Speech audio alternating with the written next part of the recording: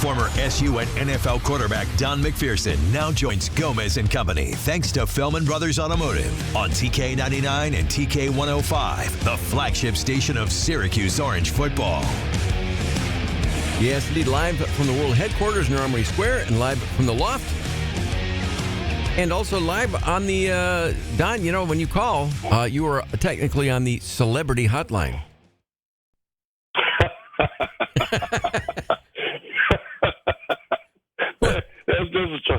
There's a chuckle for this morning. Well, you're a celebrity, Don. I mean, like when you're out and about, yeah. When you go places, Don, I mean, people know you around, especially around town, obviously. And I know you were in town over the weekend with the gorgeous weather that we had. But when you're out and about, I mean, people must come up and say hi and want a picture once in a while. You know that I kind of shun a little bit of that, but I will tell you that the best thing that happens now is that I hear when I meet people, they tell me about their dads, they tell me about their grandfathers, they tell me about the games that they were at, you know, so many years ago. That I like. I got to tell you, one of the strangest but heartwarming stories was I met a gentleman the other night who told me that his dad died during a game. And he said his dad died happy. And it wasn't one of my games. It was actually, I think, the Michigan game that McNabb played in Ann Arbor. And he just talked about how it was the happiest moment for his dad. And his dad, you know, died happy watching an SU football game. That's the kind of stuff I love. You know, it's funny you mentioned that too, Don, because Coach Boeheim would do the same thing. We did the nighttime show for years, and people would obviously come up and want to get a picture or an autograph with the coach. But he would really relish those stories, just like the kind of the one that you'd mentioned, somebody that would maybe bring their 95-year-old grandfather to meet Coach. And the coach would, I mean, stand up and go out of his way to chat and say hi and sign things and hear those kinds of stories. So Coach said exactly the same thing you just said.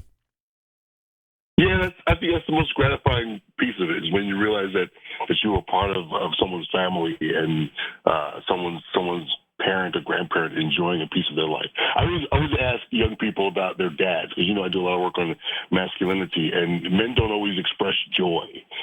Ironically, we're seeing that right in the political campaign. And I always ask people, like, what did you witness your dad experiencing joy? And that usually is something that you hold very close to your heart because dads don't necessarily express joy, right? They're always complaining about having to, you know, cut the grass and do all the labor and all that kind of jazz, take the garbage out. And so when does dad experience joy? And it's usually when, you know, they're watching some sort of sports, or for my dad, it was listening to jazz and listening to Keith Jarrett play the piano. And but I do remember that feeling of when my dad was happy, you know, the household seemed a little happier. Great memories. It's Don McPherson here with us here, Gomez and Company.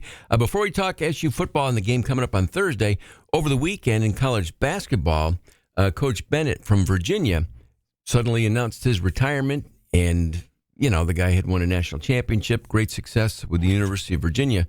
And in his press conference, citing the same thing that a lot of coaches have said, that, you know, in this era of NIL and transfer portals and everything that's going on in college sports, I think he said, I'm not built for this kind of coaching, and I can't do it anymore.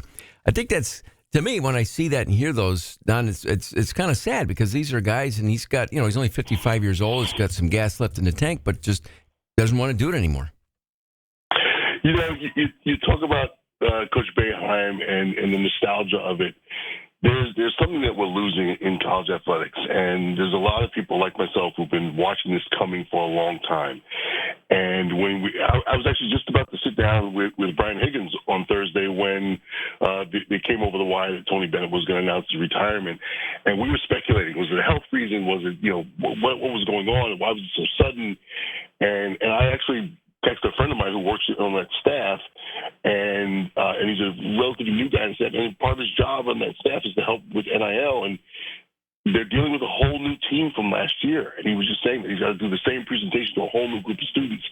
And when you're an old school guy like Tony Bennett, and maybe not old school might not be the right word, but you're a guy who believes in discipline and believes in team, camaraderie, building team, developing young people, you're not developing young people. You're just trying to get the right talent on the team, on the court or on the field in a season where you can win some games and maybe raise some more money so you can go pay another group of guys the next year to go do the same thing. And I can see where for coaches who are truly coaches, they just want to go out and coach the game. Now they've got to be fundraisers. Now they have to recruit their own players during the season.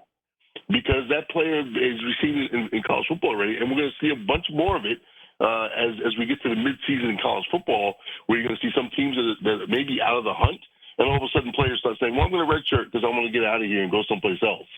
And, if you're a coach who just wants to coach and build a team, it's a very, very difficult thing to do in this environment.